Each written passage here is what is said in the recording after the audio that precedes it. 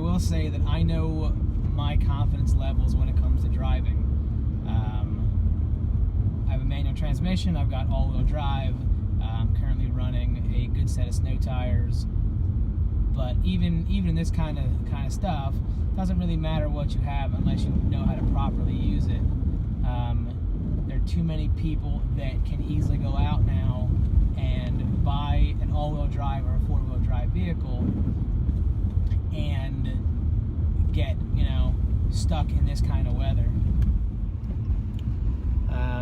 It's one of those things where I don't want to say that nobody should be allowed to get it, but I have this personal feeling where, if you're going to get a vehicle that is meant for these kinds of conditions, there should definitely be, whether it's a course, a class, something you can read that just explains proper safety of how to handle your vehicle in foul weather. A lot of people think that, again, because you have that all-wheel drive or four-wheel drive, you're invincible. But if you look at what the state did for the turnpike today, they shut it down to any tractor trailer that had an empty load, because without the traction from the weight, the vehicles are very unpredictable. And it's the same thing for pickup trucks that have an empty bed. People don't realize what it's like to drive them in this kind of condition. And like I said before, I'm not so concerned about me as a whole driving. It's more so the other people around me that don't know what they're up against and don't know how to properly and safely drive in the snowy conditions. The roads are definitely drivable. That's not a question per se, but because these back roads haven't really been touched yet by the plows and the equipment today, very slippery conditions. The one area that I was driving, it had two different lanes, one forward and one backward, if you will, but the center tire track was almost for the same of each vehicle, so you'd almost have to pull aside just a little bit if another vehicle was coming your direction, because people are, again, trying to drive where they've already seen tracks and not make their own, which is good and it's bad. But that's part of central Pennsylvania. Here we are, second day of spring, and I have 10 to 12 inches in my backyard. The trees are covered, the roads are covered, the sidewalks are covered, everybody's off of school. I'm gonna go ahead, flip the camera around so you can see more of what I get to have the fun of driving in.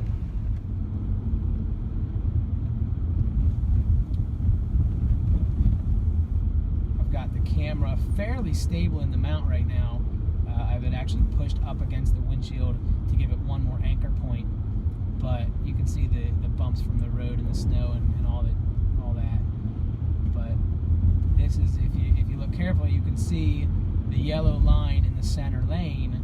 That's where right now my left tire is, and oncoming traffic would have their left tire respectively as well. But you look here, and there's people driving or have driven the entire way across, not really sticking to lanes much. So yeah.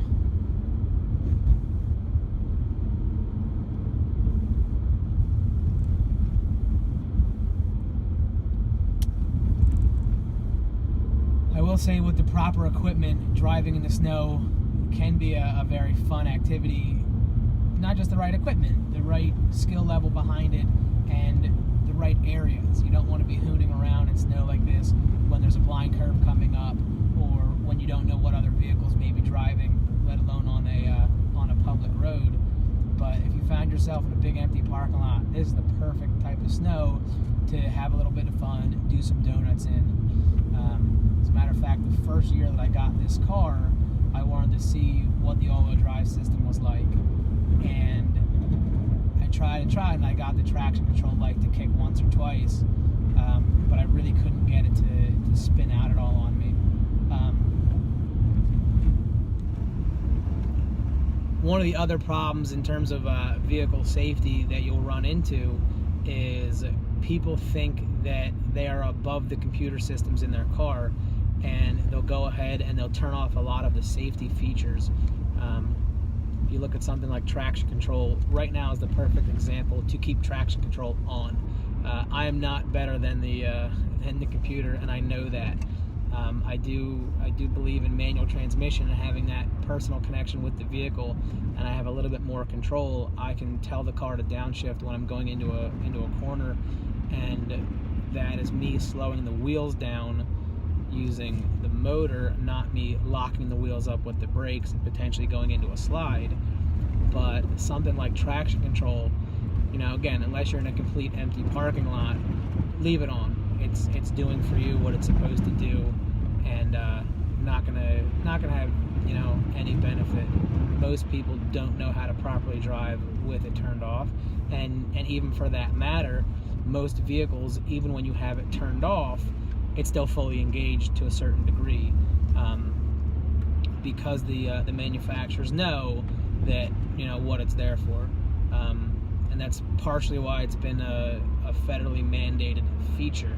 Vehicles like the Dodge Viper were adamantly against having it until it was federally regulated. But same kind of thing, as the Dodge Viper was a purpose-built vehicle, not a passenger car. To me, keep it on. I love having it. I know it's there, and it's a safety check for me.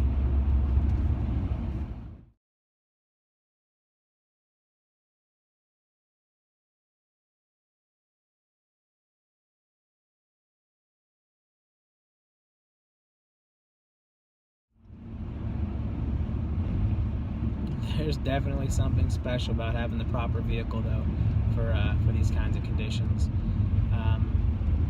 Again, I'm not saying that nobody should buy an all-wheel drive car. I'm not saying anything of those sorts. It's really just about proper vehicle safety. You know, the first thing I do when I get in my car, seatbelt goes on. Same thing with this kind of stuff. I'm not going to drive a summer vehicle in these kinds of road conditions. And I'm a firm believer of snow tires. Again, not saying that all season tires can't get the job done for you, but it's really, you know, it's a purpose-built thing. If you look at a kitchen equipment, for example, you're not going to use a butter knife to carve a steak. If you try hard enough, you'll get it through, but it's not what it's there for. And the same way on the other end, you can smear butter using a steak knife, but it's not what it's purposely built for. The other issue that comes into play is the compound of the tires. I know that winter tires are built to handle a much lower temperature, and they actually do perform better. That being said, you do not want to use a winter tire in the summertime, because you will wear them much quicker and you won't get your seasons out of them. I've had these specific tires, I think I'm on my 3rd season with them, but they only go on right before the first snow. In theory, I take them to the dealership. They actually live at the dealership, and Layman takes care of me. They pop the wheels on, no cost. But it's one of those things where if you have the means for it, I highly recommend a set of snows. If not, you know, make sure you have proper all season for your vehicle. Most people are not going to have the benefit of having a true summer tire. I'm not saying that's nobody, but most will not. One second, a little slippery here. And back we go.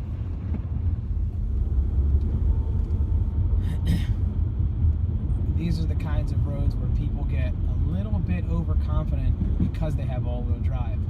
I'm going 20 miles an hour. I think it's a 35, I could be wrong. But I'm going 25. I've got the car in 3rd gear, and I'm just taking it very cautiously around all these corners, because if I don't, I will end up in a cornfield. And that's not something I want to do. I don't want to deal with the maintenance. I don't want to deal with the repairs, the costs, and not having the vehicle for a while. You know, drive safe, take it careful.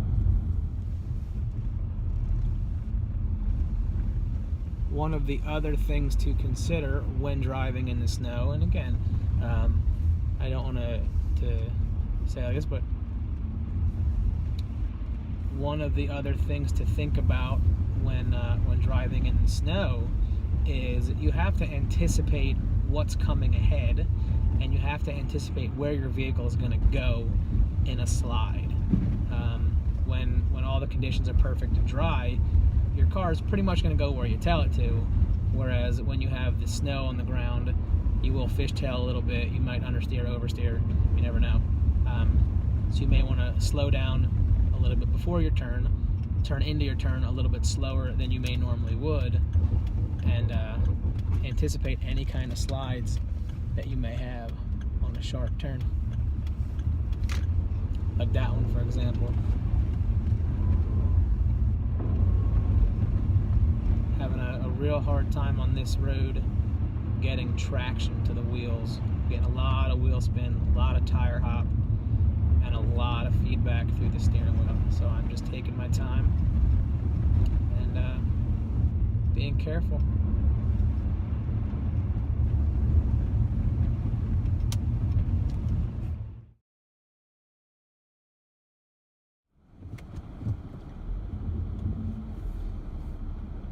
This is one of those times where I really appreciate an all-wheel drive system. The gentleman where I'm going to right now took his tractor out and plowed the drive a little bit, but it is definitely not plowed down to the asphalt here. So having the extra drivetrain power definitely helps get me where I need to be.